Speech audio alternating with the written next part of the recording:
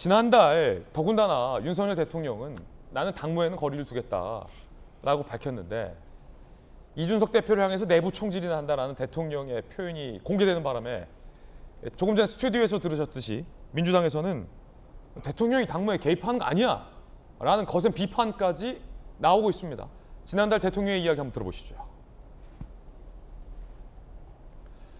지난달이었죠. 윤석열 대통령이 이준석 대표 징계에 대해서 안타깝다고 말을 아꼈던 그 순간이었습니다. 함께 보시죠.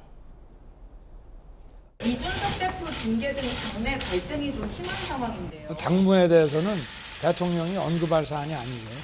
이준석 대표 징계 나왔는데 새 정부 출범이고 이제 두 달 만에 여당에서 혼란이 일어나는 걸 어떻게 생각하세요? 글쎄 뭐 저도 국민의힘의 당원의 한 사람으로서 참 안타깝습니다. 당을 수습하고 또 국민의 기대에 부응하는 당으로 이렇게 나가는데 대통령이 거기에 대해서 언급하는 것이 도움이 안 된다고 저는 생각을 합니다.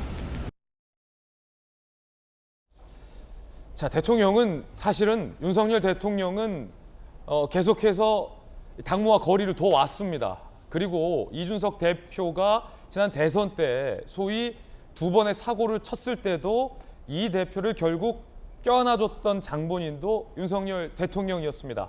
그런데 권성동 원내대표의 이 문자 메시지가 공개되는 바람에 윤 대통령의 숨겨왔던 속내가 드러나는 것 아니냐라고 야당은 비판을 하고 있습니다. 야당의 비판 들어보시죠.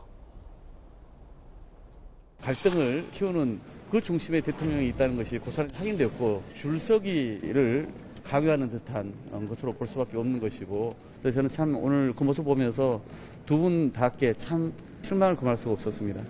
당 문제를 어떻게 이런 중차대한 시기에 국회에서 대통령과 문자를 할 수 있겠습니까? 경제가 이렇게 어려운데 너무 한가한 거 아닙니까?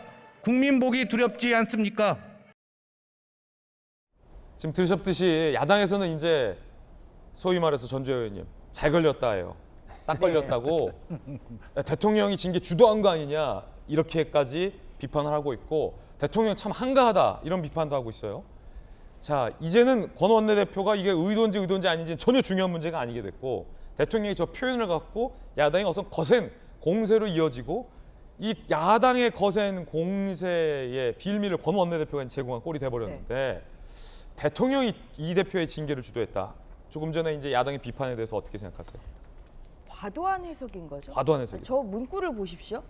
왜냐하면 내부 총질이나 하던 당대표가 바뀌니 이렇게 썼어요. 예. 만약에 윤심이 작용했다고 하면 뭐라고 쓰겠습니까? 저라면 내부 총질이나 하던 당대표를 바꾸니 달라졌습니다. 아.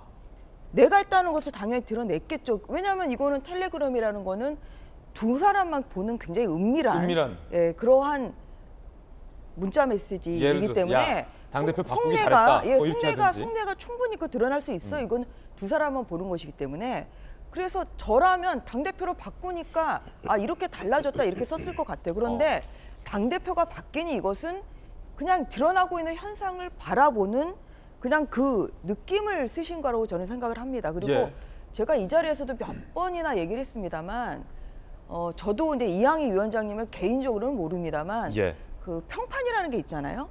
그 윤리위원장을 하는 이제 이항희 위원장님은 이분이 굉장히 소신이 강하시기 때문에 뭐 누가 징계를 하라 아니면 누가 징계를 하지 말아라 해서 거기에 따라서 움직이시는 분이 아니에요.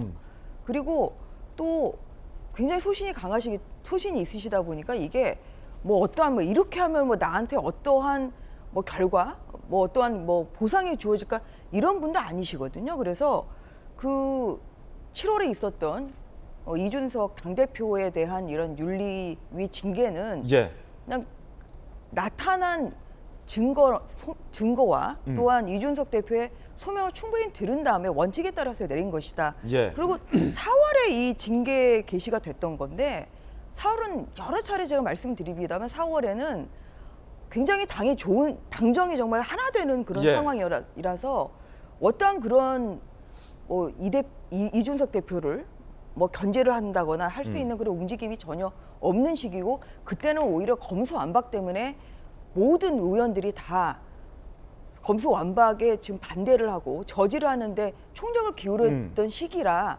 더더군다나 어떠한 그런 그 이외의 어떤 생각을 할 수 없는 시기다. 예. 그래서 이것을 가지고 다시 한번 우리 당의 그 국민의힘의 어떤 그런 현재 일어나고 있는 상황에 대해서 그 당의 분란을 좀 일으키려는 그런 움직임에 대해서 저는 단호하게 그것은 아니다. 예. 이렇게 말씀드리겠습니다. 대통령 징계, 이 대표 징계 국면에 대통령이 연관된 거 아니냐는 야당의 공세는 너무나도 과도하다라는 비판. 정영진 변호사는 어떻게 보세요? 일단은 저는 윤석열 대통령이 검사 한 30년 가까이 하신 분이에요. 그다음에 이게 윤리위 징계지만 실질적으로는 형사 사건과 비슷하거든요. 예. 한 30년 검사했기 때문에 이 정도 기록과 이 정도 정황으로 보면 그러면 이준석 대표한테 혐의가 인정이 될 것이다라고 충분히 예상을 했었을 것 같고, 그러면 가만히 있어도 그 징계 이준석 대표가 마음에 안 들어도 가만히 있어도 그 윤리위원회가 징계를 하겠거니라고 생각을 했을 테니까. 네. 그러니까 거기에 대해서 뭐 굳이 윤 대통령이 간섭하거나 영향력을 행사했을 것 같지는 않은데, 근데 오히려 저는 어떤 부분에 더 주목이 되냐면요, 당 대표가 바뀌니 이렇게 쓰여져 있단 말이에요. 예. 그런데 엄격하게는 당 대표가 바뀐 게 아니에요. 당 대표의 직무가 정지된 거죠. 그래서 이게 제가 어떻게 보면 좀 더 나간 해석일지도 모르겠지만 대통령 입장에서는 당 대표가 변경되는 것을 이제 기정사실화한 것이 아닌가. 어쨌든 이제 예. 대통령의 마음은 이준석 대표에서 떠났다라고 하는 것은 제가 봤을 때도 명확한 것 같고, 그 다음에 이제 30년 검사 경력으로 봤을 때도 그 이준석 대표에 대한 형사 책임이 그렇게 쉽게 예. 없어지진 않지 않을까. 일단 그런 생각들을 하는 것이 아닌가. 저는 그런 부분에 조금 더 네. 눈이 갔습니다. 그렇군요. 자, 박용진 의원님. 네. 지금 이제 국민의힘에서는 둘이서는 뭔 말을 못 하냐. 내부 총질 당대표 둘이서 하는 은밀한 이 공개돼서 문제인 거지. 둘이서는 이런 말 할 수 있는 거 아니냐. 그리고 이 문자 갖고 대통령이 뒤에서 뭐 분란을 조장했다라는 건 과도한 게 아니냐라는 게 전주혜 의원의 반론이에요. 예. 근데 전주혜 의원님께서는 지금 뭐 박귀니와 박군이의 차이가 크다 이렇게 얘기를 하셨는데, 지금은 국어 공부 시간이 아니고요. 국민들과 이제 민심 대화의 시간입니다. 문제는 대통령이 위선의 정치를 하고 계신다는 거예요. 그리고 대통령이 국민들 앞에서 이중 플레이를 했다는 거예요. 저는 대통령도 당원의 한 사람으로서 당무에 대한 의견 낼 수 있다고 생각합니다.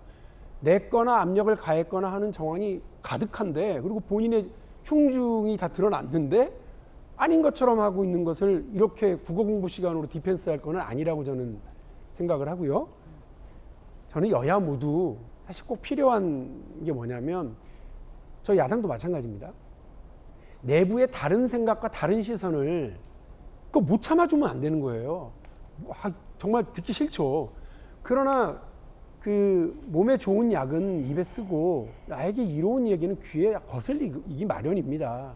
그런 것 하나를 못 받아들이고 지금 이 내부 총질이라고 표현하고, 그리고 이적행위라고 얘기하고, 문자 폭탄 보내고, 그리고 뒤에서 붕칫붕칫해서 쫓아내기 하고, 이렇게 하면 안 된다는 말씀을 드리고 싶은 거예요.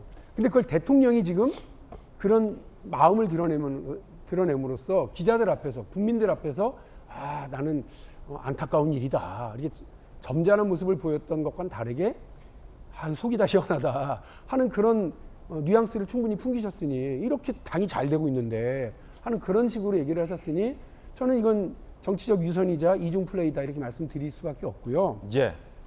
내부 총질이라는 단어가 우리 정치에서 지금 어떻게 쓰이고 있습니까? 자기에게 다른 견해를 내고 비판적인 목소리를 내는 사람들에 대해서 이런 식으로 규정하는 건데, 이거 민주주의 발전에, 당내 민주주의 발전에도 그렇고 정치 발전에 하등 도움이 되지 않는 표현이거든요. 말을 분명히 하려고 그랬으면 성상납 의혹 등으로 당을 힘들게 했었던 당대표가 박균이든 박군이든 이렇게 하는 것이어야 되는데, 내부 총질이라고 하는 건 당의 주류, 대통령 이런 분들에게 힘들게 하고 비판적인 견해를 들이대고 했었던 사람으로 당대표를 규정한 거 아니겠습니까?